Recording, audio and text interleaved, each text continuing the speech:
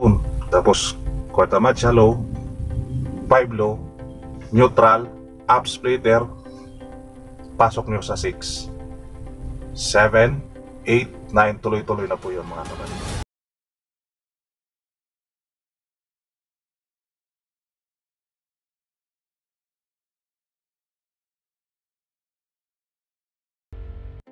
Good morning po sa ating lahat. This is GH TV. Welcome back po sa ating lahat mga kabady.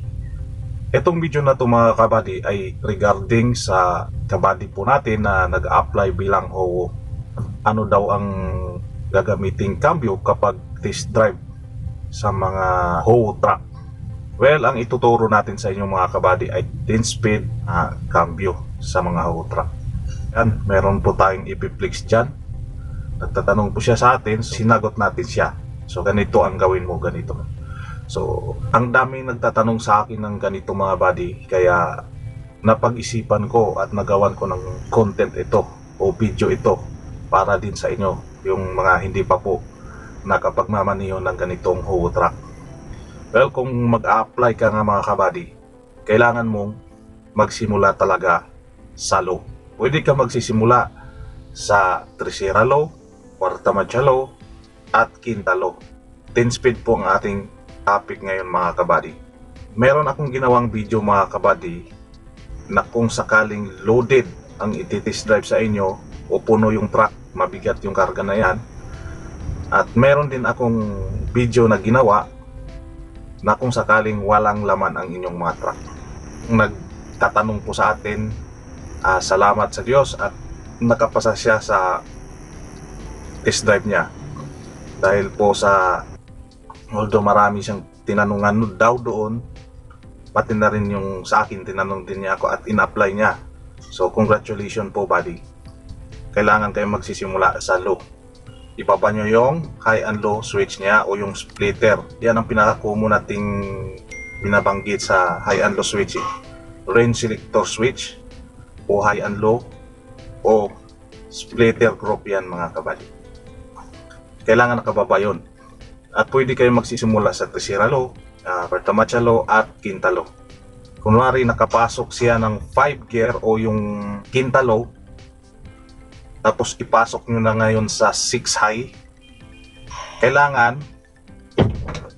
in-neutral nyo muna, splitter up o high and low switch nya i-up ninyo bago ninyo ipasok dito sa primera high mga kabady.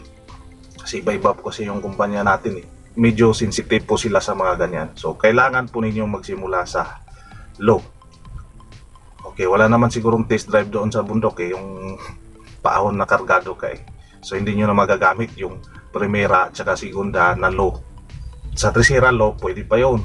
Tapos quarta marcha low, 5 low, neutral, up splitter, pasok nyo sa 6, 7, 8, 9, tuloy-tuloy na po yun mga kabady. Ito po yung video natin ginawa. Dahil may laman po tayo at patag lang yung kalsada, nagsisimula ako sa 3 low, 4 low, 5 low,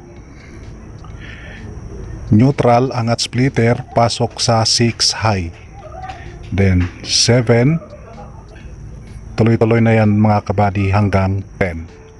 So ganyan lang po kapag may laman.